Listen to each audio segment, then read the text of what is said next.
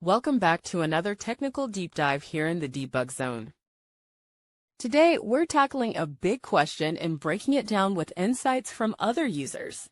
Hopefully, this clears up some misconceptions and helps you get the answer you need.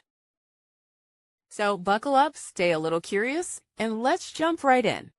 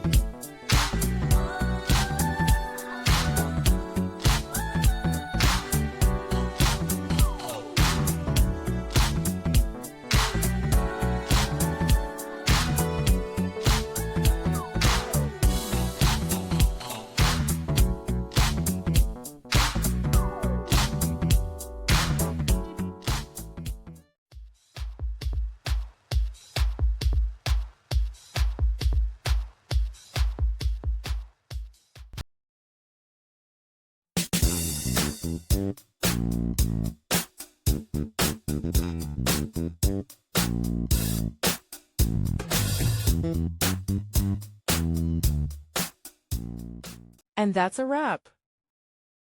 I hope you found the answer you were looking for. If you did, take a second to hit that subscribe button. It really helps out.